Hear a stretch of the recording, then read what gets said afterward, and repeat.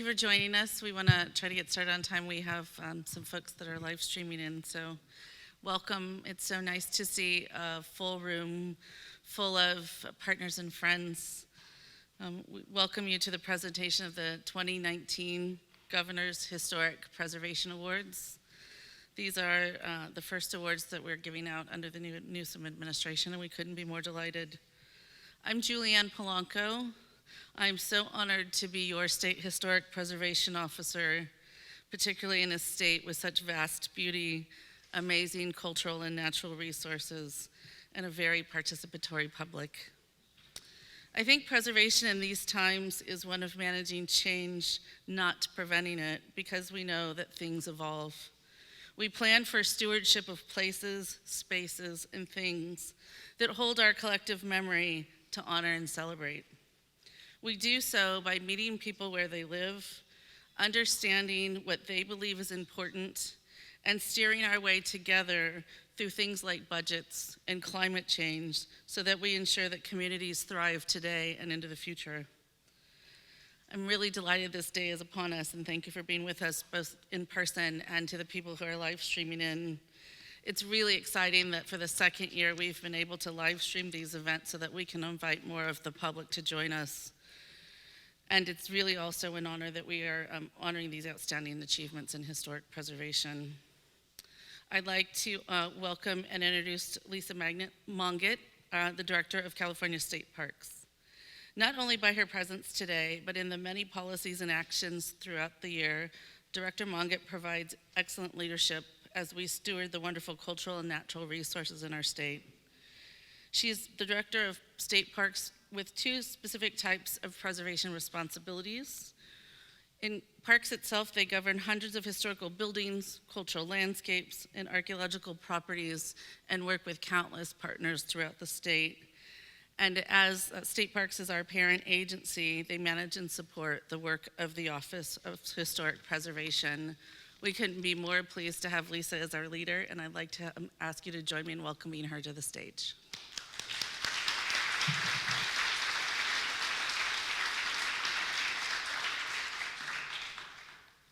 Well, good afternoon. Before I start, I'd like to give a special warm welcome to the elected and appointed officials that were able to join us here today. Scott Haggerty, the Alameda County Supervisor from District 1. So sounds like he wasn't able to join us. Carol Matsumoto, former mayor of the city of South San Francisco, welcome.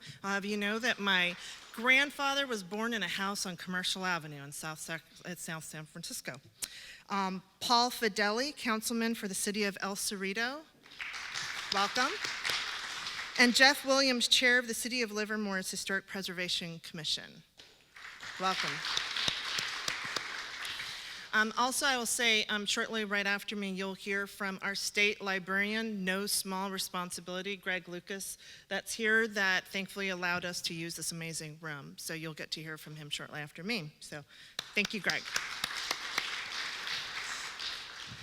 So this is an event that I really look forward to every year. As a child, the staff and folks that have come to this event in the past have heard me say that I grew up in the back of a station wagon. That's right, no seat belts, the back of the station wagon down. My mother, who's native Hawaiian, telling stories and admonishing my sister and I, do not forget where we came from. It doesn't matter what we accomplished, but don't forget our roots. My father, who was oftentimes the driver in these adventures, there was no landmark, no building, no plaque that was too small for us to pull over, and in the cold driving rain, standing there with photos and telling us stories about these places.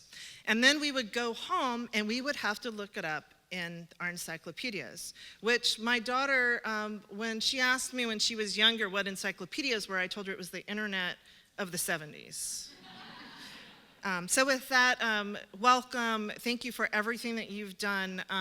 You know, we are kindred spirits in this room. So it's just so touching to me that to the little girl in the back of the station wagon that I'd have the opportunity to be with people like you that are so like-minded.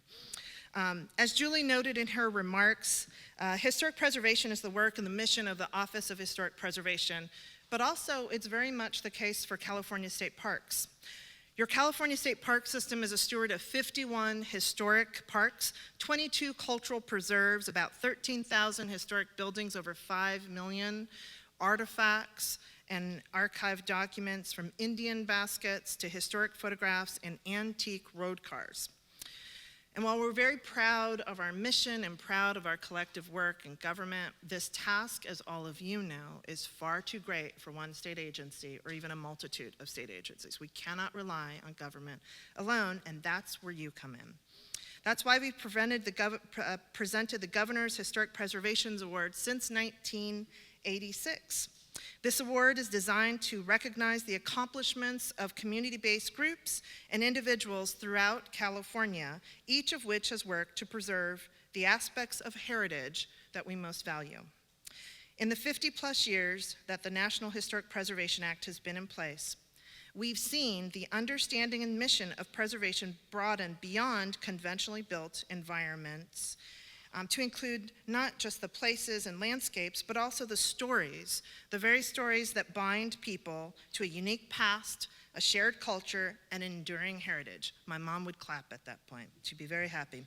That broader, diverse vision of historic preservation and our collective heritage as Californians is reflected in each and every one of the awardees and the presentations that you're going to see today. Some that I would call out would be the grassroots efforts of the residents to utilize the nomination process of the National Register of Historic Places to document and successfully designate the collective heritage of their historic neighborhood. The rehabilitation of a building that restores its historic ties to the past while making it an active part of current and future community life. And the development of preservation-focused public programming that provides residents and visitors alike access to a community's historic buildings and the history associated with those valued resources. So we're very appreciative to each and every one of the awardees. Without you, we would not be able to exponentially expand our reach. We need community-based organizations and outreach like yourselves to identify those unique places and narratives and stories that are representative of California values and worthy of protection, and also celebrating the contributions of people before us. And I also, what comes to mind is I'm hoping that, well, it's kind of frowned upon to let your kids ride in the back of a station wagon the way I did with no seatbelts. I do hope that each and every one of us are connecting kids to these places, because it's so important. And decades from now, we expect this room to be filled just as it is today, because it's a tremendous responsibility. So thank you for all of your work that you do in that space. And so before I turn it over to Julie, I think I will turn it over to Greg Lucas to talk about, I've heard you talk about this room, and I was so pleased to see that you were here to talk about it. So welcome to the California State Librarian.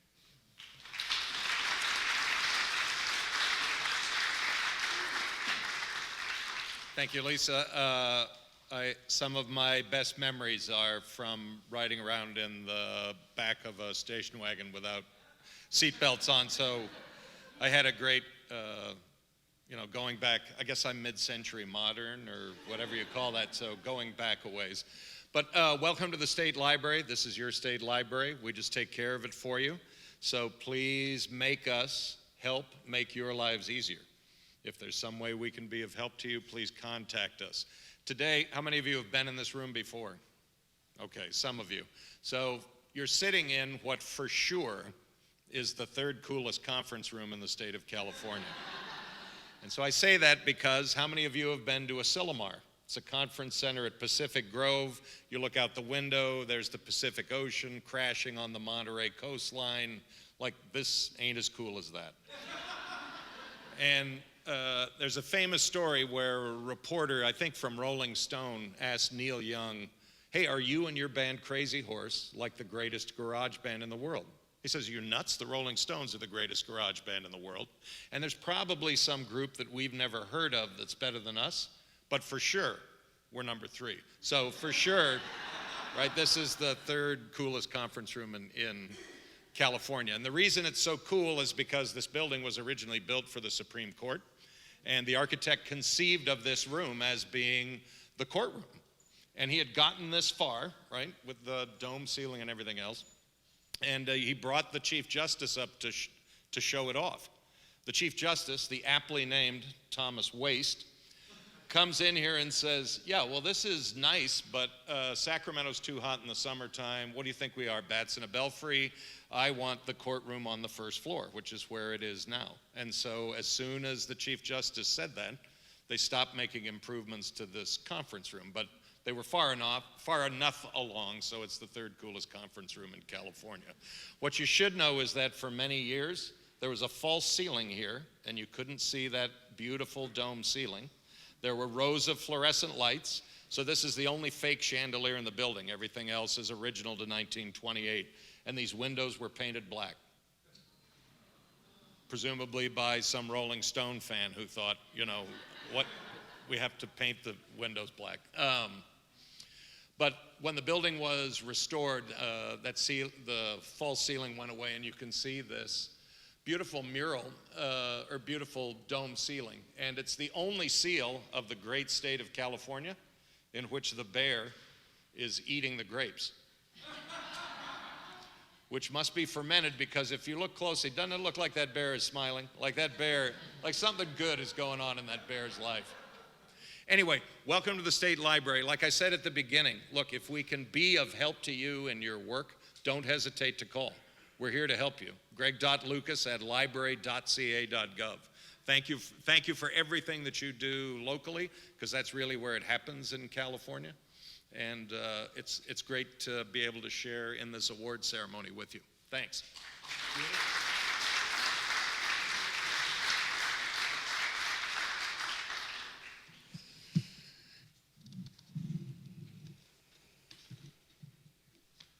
Thanks, Greg, for those inspiring words. I would also like to recognize the independent jury that helped us this year with the awards. Lee Adams, who is a member of the State Historical Resources Commission, is with us today. And Andrea Galvin with GPA Consulting, unfortunately, was unable to be with us, but we appreciate your capacity as jurors, your time, commitment to preservation, and your thoughtful deliberation in helping make recommendations. I'd also like to acknowledge and thank the sponsors and the partners who are responsible for the lovely reception, food that we have, and the frames for the awards. The California Preservation Foundation, the Los Angeles Conservancy, San Francisco Heritage, Save Our Heritage Organization of San Diego, and the California Society for Archaeology. We cannot do our work without partners, and we're so grateful to those that I've just mentioned.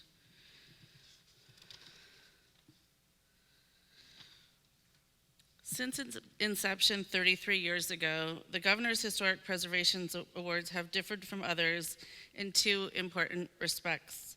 They emphasize active involvement and participation by community, and they recognize a broad array of preservation activities, from buildings, rehabilitation, to archaeology, to interpretation, and to preservation planning. They exist to give praise to the hundreds of communities, individuals, organizations, and public agencies who do a wide array of important preservation work throughout the state. As Director Monget said, we're all in this together, and we couldn't do it without all of you. As for the awards today, before each award is given, Deputy SHPO Janon Saunders will give a short presentation about the project. The recipients of the award will be asked to come forward to accept the award. We have a photographer on hand. Brian Baird with State Parks is with us today. Thank you, Brian. To memorialize acceptance of the award by the team members who are able to be present. We ask each group to choose a speaker who will be given some time to say a few words, and then we'll go on to the next presentation. Following the conclusion of the presentation of today's 5 awards, we invite you to stay and enjoy the refreshments that you see.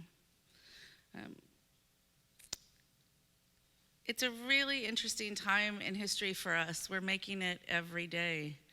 And I think the depth and the breadth of the awards that we see today and those that we've had in the past really do speak to the complexity of the work we do in California, of the many vast resources that we have from which to learn and share. But I think most importantly, the why in what we do is because history binds all of us in our family stories that people were sharing with me this morning before we started, in the places that we visit together collectively, like Hearst Castle, and in places that we see from afar. So our audience, our partners are wide and deep and local all at the same time, and I think that that's why history is so important to all of us. It tells us where we came from. It anchors us in a place together so that we can ride the storms of our everyday lives in a way that binds us as community. With that, I'll ask Janan to come up and start the presentations.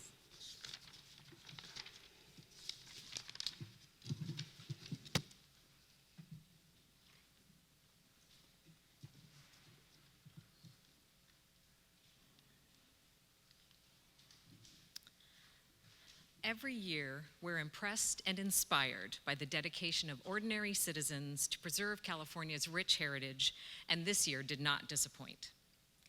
Beginning with our first award, the Beverly Fairfax Historic District National Register of Historic Places listing.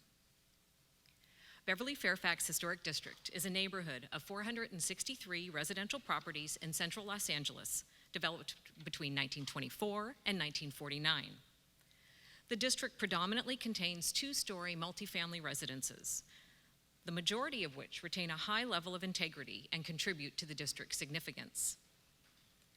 Beverly Fairfax also is significant as an early Jewish enclave within Los Angeles.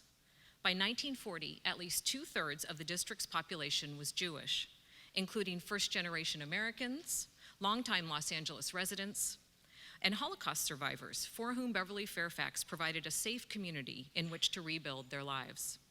The district remains strongly associated with Los Angeles' Jewish community today. What makes this National Register nomination effort stand out is the degree of resident-initiated involvement. In 2016, concerns about nearby development projects inspired a group of 6 residents to form Save Beverly Fairfax in an effort to preserve the neighborhood's historic character. Outreach efforts included posting flyers on neighborhood light poles, holding mixers at local eateries, distributing free lawn signs, sending information to all property owners, and even running a neighborhood lemonade stand to further share information. More than 200 signatures and emails of support were collected from residents. Architectural Resources Group was hired to complete a district survey and draft the National Register nomination. Beverly Fairfax Historic District achieved listing on the National Register of Historic Places on October 4th, 2018, and in August of 2019, residents celebrated a sign unveiling. For this community-driven effort to recognize and preserve a neighborhood's cherished heritage, we are pleased to award a 2019 Governor's Historic Preservation Award.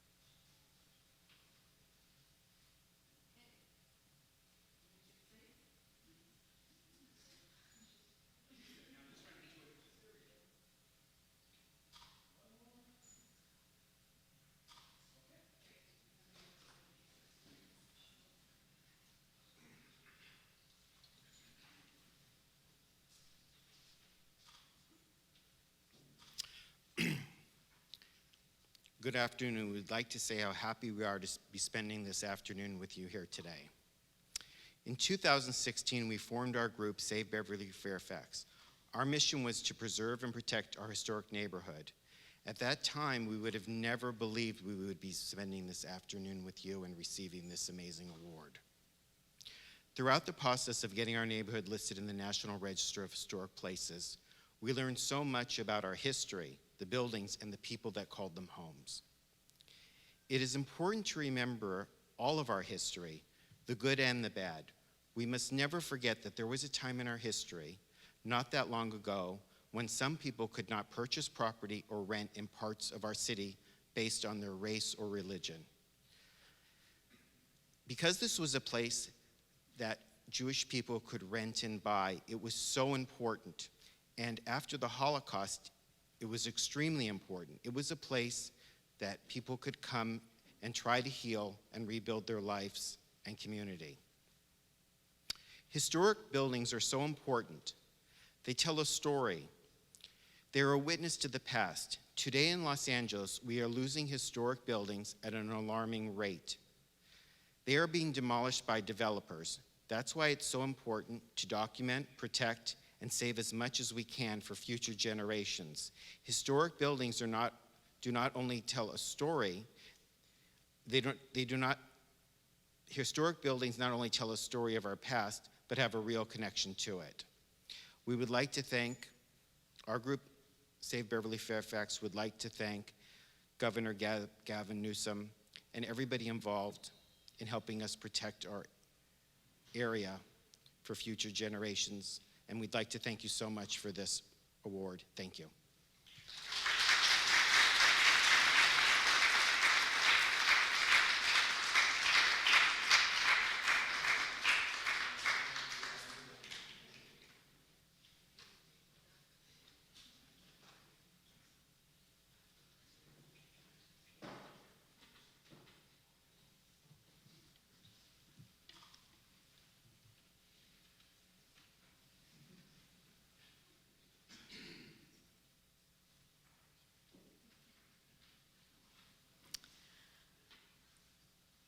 Where our first award focused on the history and resources of a particular neighborhood, this next award recipient, Doors Open Riverside, celebrates the historic resources of an entire city.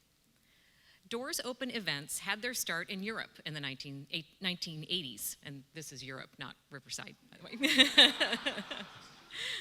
But it's beautiful. This is Riverside. Like those earlier events, opening the doors of architecturally and historically significant sites in Riverside provides an opportunity to increase awareness and appreciation of the community's collective heritage. The first Doors Open Riverside took place in 2016, with attendees touring buildings in the city's historic downtown. Since that first tour, Doors Open Riverside has become an annual event held in May during Preservation Month. The 2018 event was the largest to date, with approximately 1,500 attendees touring 27 buildings. The City of Riverside, Riverside Downtown Partnership, and the Mission Inn Foundation collaboratively organized the free event.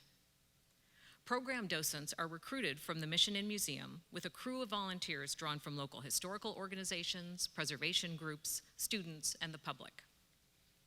Volunteers extensively research each tour property, expanding their own knowledge of the city and sharing that knowledge with tour attendees and with building owners who may not have been aware of their property's past. Doors Open Riverside has its own website, providing tour details and profiles of participating properties. On the day of the event, children receive a free coloring book featuring each building on the tour. Since its inception, the event has expanded beyond the downtown core to include neighborhoods and resources whose history has often gone unrecognized or underrepresented. Doors Open Riverside represents an exemplary achievement in promoting the preservation and celebration of a community's heritage and is well deserving of a 2019 Governor's Historic Preservation Award.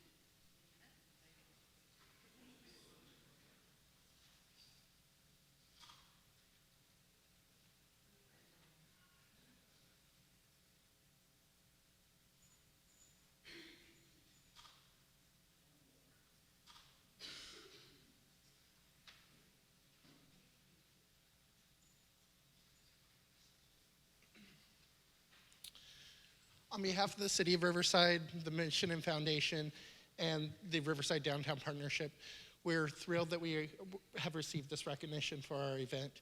This event began nearly 4 years ago through a conversation between Aaron Geddes, our Historic Preservation Officer at the time, and Janice Penner, the Director of the Riverside Downtown Partnership.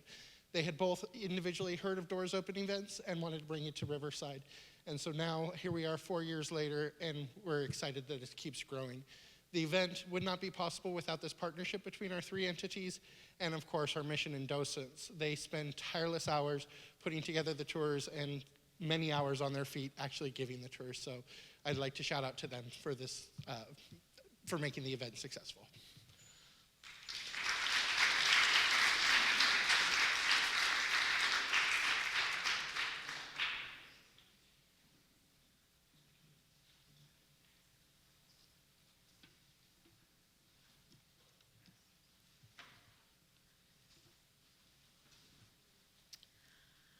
For our next award, we head to the Owens Valley, where the Manzanar Community Archaeology Program is restoring tangible remnants from one of the more painful chapters in our national history.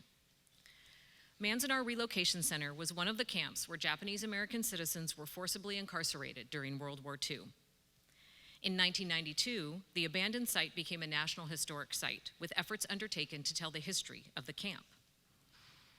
The Manzanar Community Archaeology Program provides volunteers the opportunity to discover, document, and restore landscape features that help to tell the story of incarceration at Manzanar, as well as the history of the Paiute people and the later ranchers and farmers who lived at the site long before the camp was established. At the urging of former incarcerees, the program has also focused on finding and restoring the gardens that those confined to the camp had created as tangible demonstrations of human resilience amidst extremely difficult circumstances. Volunteers removed brush and excavated decades of accumulated silts and sands to uncover former garden sites with features such as pond beds, stream and waterfall courses, and stepping stones still remarkably intact.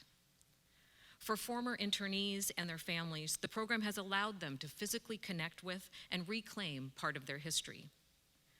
This gentleman is sitting on excavated basement steps carved by his father during the incarceration. Volunteers for the program come from nearby towns, other states, and as far away as Japan. They range in age from 9 to over 90. Former incarcerees and their descendants have worked alongside tribal members, inner-city youth, and local residents, sharing stories and building bonds of mutual understanding and respect. For its outstanding work in preserving and restoring an important part of California's past and sharing it with present and future generations, we are pleased to award the Manzanar Community Archaeology Program with a 2019 Governor's Historic Preservation Award.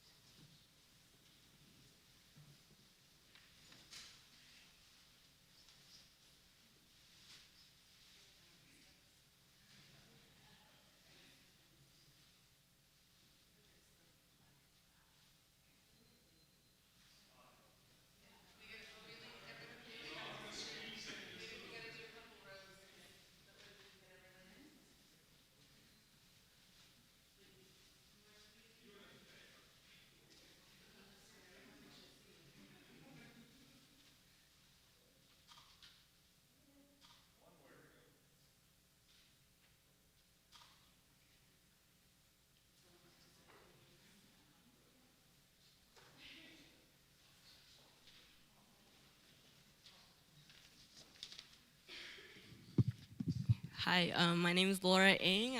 I'm a PhD student at Stanford. But from 2010 to 2015, I was a volunteer at Manzanar and an intern and a seasonal archaeologist. And I'm super excited to be here to accept this award on behalf of the Manzanar Community Archaeology Program because it recognizes volunteers who are standing right there. And we couldn't have done it without our leader, Jeff Burton, the cultural resource manager at Manzanar, who couldn't be here today. But he's been doing archaeology at Manzanar for over 20 years. And he sent, he has to be cool because he sent his former intern to come accept the award on his behalf, and Dave as well, the arborist, and he's trusting millennials to do this. He wrote a speech, a sort of appreciation for me to read, and I'm gonna read it right now. Thank you. We would not have been a successful community archaeology program at Manzanar without our dedicated volunteers, who are always happy to donate their time, skills, and labor. Even though Manzanar is located in a beautiful setting, environmental conditions during the volunteer projects always seem to be uncomfortably hot or cold or windy or dusty, often on the same day. And actually, this was not lost upon us that these were the very same conditions that incarcerated Japanese Americans experienced during World War II. We would like to take an extra moment to acknowledge 4 people who contributed to the community archaeology program who passed away in 2019. Dick Lord photographed every artifact and feature we found, driving from his Arizona home 2 or more times a year, starting in 1993. Dennis Bambauer helped us see the importance of place when he brought a film crew from the television news magazine 60 Minutes to the buried and overgrown site of the Children's Village in 1997.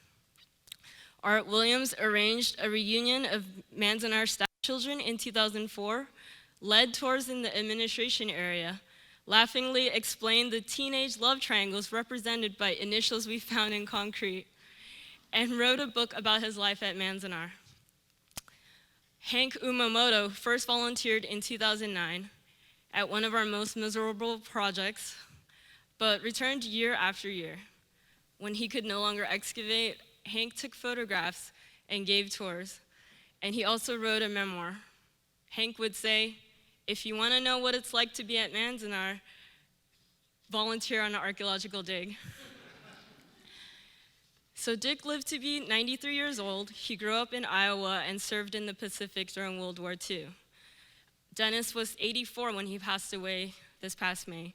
He was familiar with the Manzanar Children's Village because he'd spent time there as a 7-year-old orphan. Art passed away at age 90. He moved to Manzanar as a child when his father got the job of assistant security chief.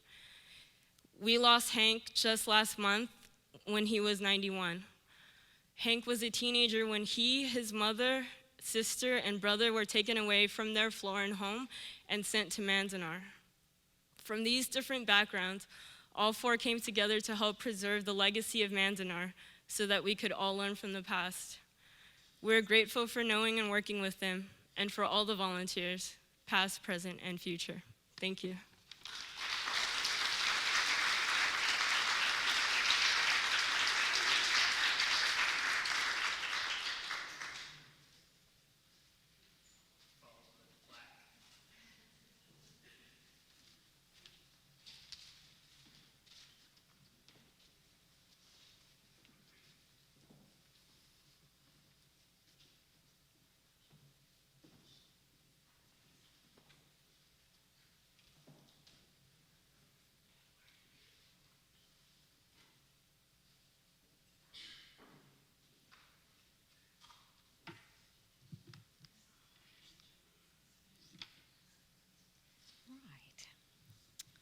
Reclaiming and preserving history was a part of this next award as well, the Contra Costa Florist Building. The building is a rare surviving link to the Japanese American community associated with the early 20th century flower industry in western Contra Costa County. Originally built in 1920 as the sales office for Valley of the Moon Quarry, the building's stone facade reflects that heritage and is unique among the buildings along San Pablo Avenue in El Cerrito. From the mid-1930s to the mid-1960s, Contra Costa Florist was run by Hikojiro and Tomi Mabuchi. In 1942, the Mabuchi family was forcibly removed to an incarceration camp for the duration of World War II. During their absence, the Fred Conwell family, owners of Tradeway Furniture, a neighboring business, preserved the Mabuchi family property, which allowed the Mabuchis to resume their business in its original location after the end of the war. In 2010, the City of El Cerrito and developer Eden Housing considered demolishing the Florist building as part of developing senior housing on the site. Members of the El Cerrito Historical Society, local residents, and the Japanese American Citizens League presented information gathered over several years that highlighted the building's historic significance and that of the Japanese American nursery businesses of the area. As a result of this community response, the city and Eden Housing agreed to restore the building and make it part of the new housing development. Historic features and materials were preserved, and interpretive panels placed in a new outdoor plaza detailing the history of the building and the local florist industry. Preservation of the Florist building and the research brought forth about the area's early nursery families has allowed descendants of those original families to develop a greater appreciation and knowledge of their own history. The Contra Costa Florist Building project represents a successful public-private partnership that provides affordable housing for present-day residents while preserving a building richly tied to a community's proud heritage. It is our pleasure to present this worthy project with a 2019 Governor's Historic Preservation Award.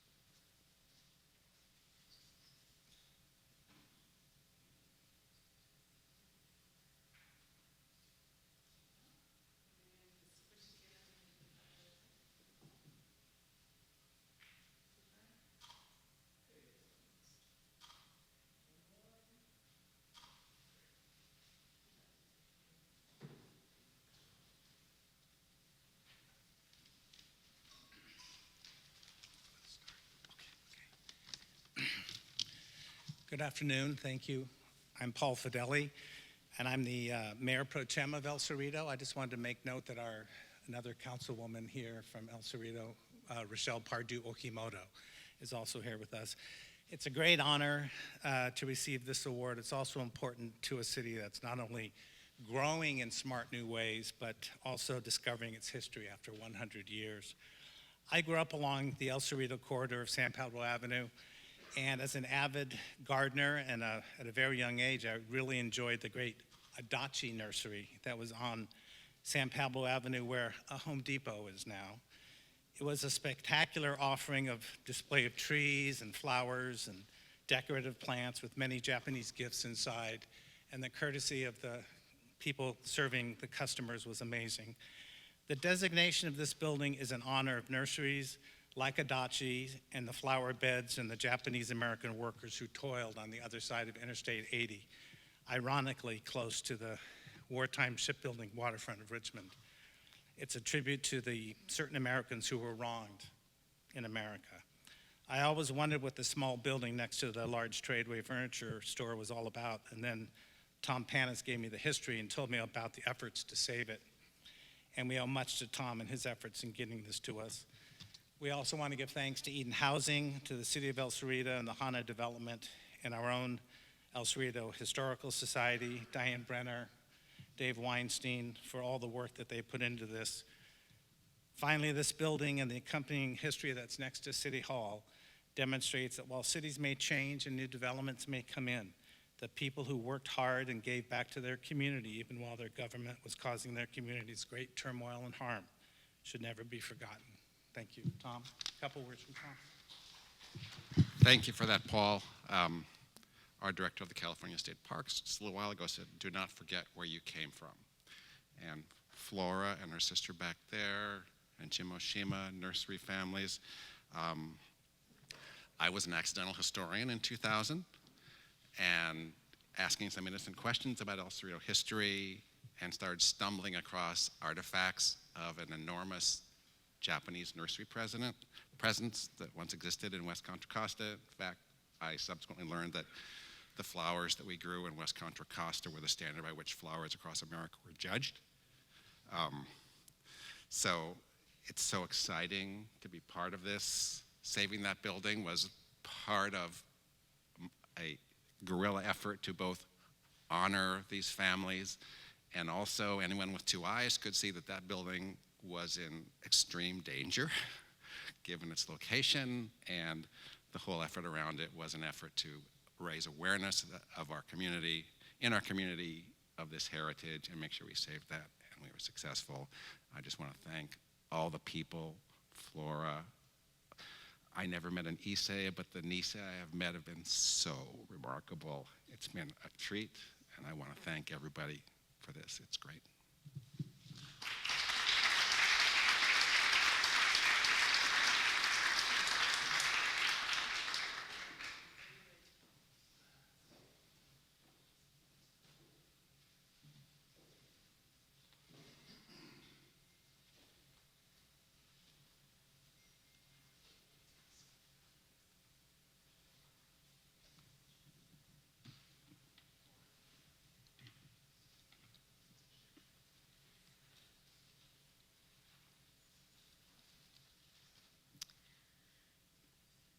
Community focus and benefit also was at the heart of our final award, the Livermore Railroad Depot Rehabilitation and Relocation Project.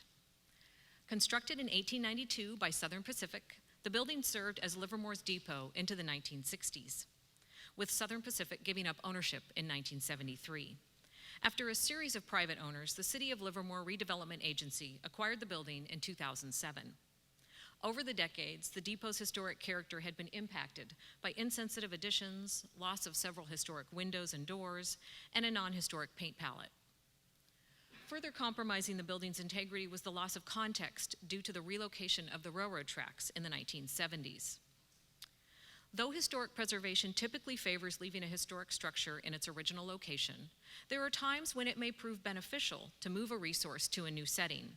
Such was the case with the Livermore Depot.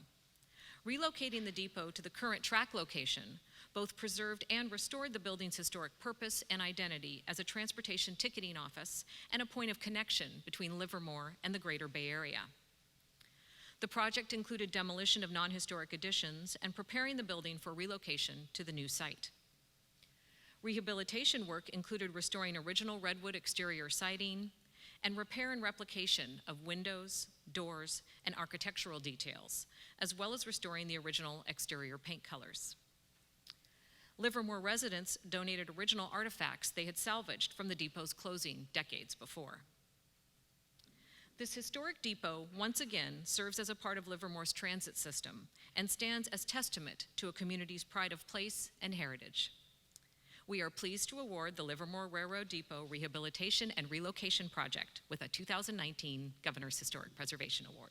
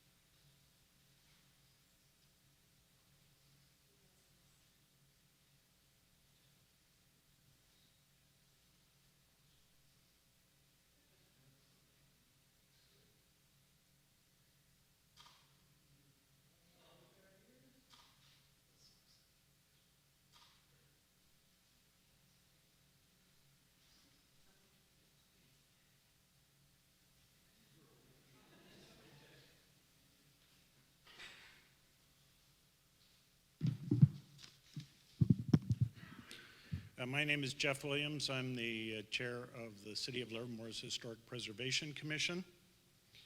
The preservation of the Livermore Depot actually started in 1973 when members of the Livermore Heritage Guild managed to stop bulldozers literally as they were about to pull the depot down.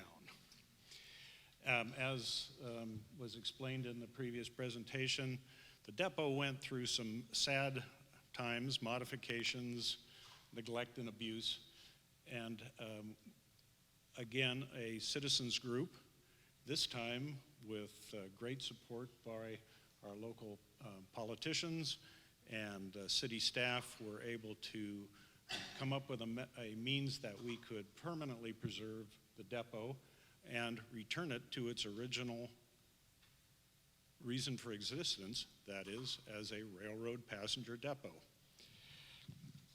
Obviously, you don't do something as complicated as move a whole building down the street, having to disassemble it, then reassemble it, and renovate it without not only the will and energy of citizens groups, but also the support, both politically and financially, by local government bodies, and we were fortunate to have that support. So I would like to thank specifically Alameda County Supervisor Scott Haggerty, who is not here today, the Livermore City Council, the Planning Commission, and the Historic Preservation Commission for their support. In addition, the Livermore Heritage Guild, which is our local history society, was crucial to not only being part of the preservation, but also part of the research necessary to preserve this building. Here with us today are Jeff and Loretta Caskey, who are longtime movers and shakers in the Livermore Heritage Guild, and past president has been Jeff. We were also extremely fortunate to obtain the services of contractors and architects who were very, very familiar with dealing with historic structures, being sensitive to returning them to their original state and preserving sometimes hard to preserve materials and surfaces. Specifically, the architects firm of Page and Turnbull and Garavalia Architecture Incorporated. In addition, our local bus company, bus service, Livermore Amador Valley Transit Authority, who also use this as a terminal, and their executive director, Michael Tree, were big supporters of this project. Our local business association, Livermore Downtown Incorporated, and its executive director, Rochelle Snedecor. And we are also fortunate that in Livermore we have a historian who has specialized in local railroads, and his help and research was crucial to doing an accurate job of returning the depot to its earlier state. And in fact, he wrote a book about it. Let's see, if the state librarian is still here, I'd be happy to give him a copy of that. In addition, the Bay Area Metropolitan Transportation Commission, California Department of Transportation provided part of the funding for this.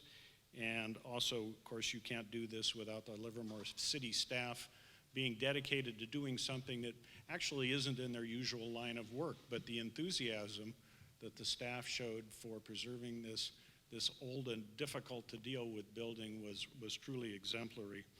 Some of those staff included Rosie Ehlert, Debbie Bell, Frank Guido, and Ben Murray. We really appreciate your consideration of our depot for this award. It has been a central feature of Livermore life since the town of Livermore was created, and now continues to be a central piece of our life. Thank you so much.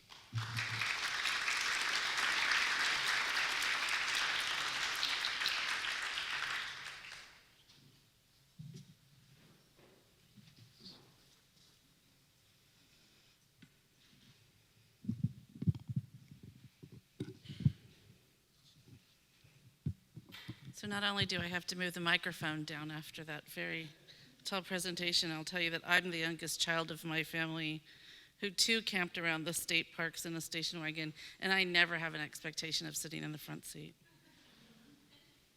I'd like to congratulate again all the award recipients.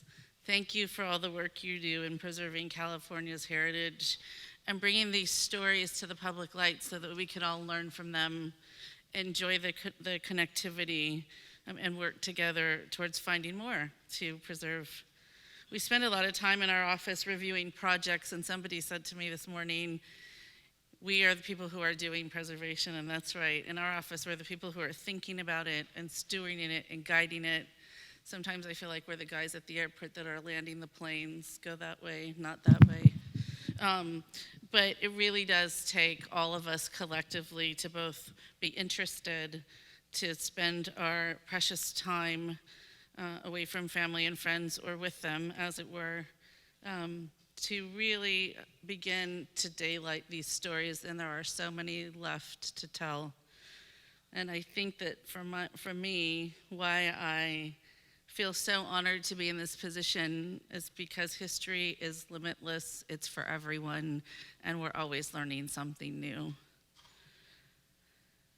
We do a lot of work with partners in the state of California, and I want to acknowledge also our cultural cabinet. It's a consortium of people who are working in the state in culture, and I want to do this because I think it talks about the breadth of how we see culture in California. It's not only archaeology and buildings, but we have the California Humanities Council and the California Arts Council. We have the California Tourism Board with us, the Native American Heritage Commission, the state librarian, the state archivist, California State Parks in our office, and the California Historical Society.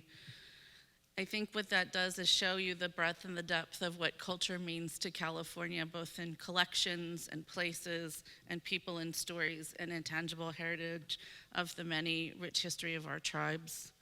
And we're very honored to be working in such great partnership. Before we leave, I'd also like to ask you to join me in thanking our staff, Diane Barkley, Janon Saunders, Amy Crane, if you're here. Would you ladies stand up, please? They really put this together.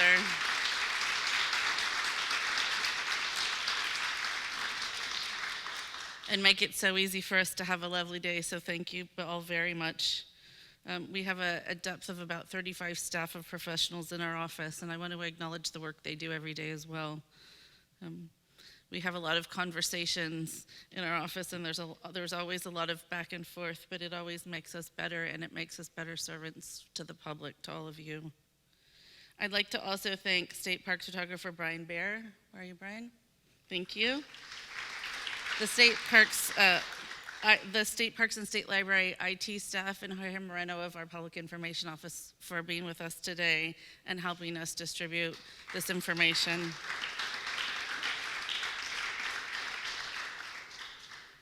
This concludes our very auspicious day. We ask you to stay, if you can, and join us in some refreshments.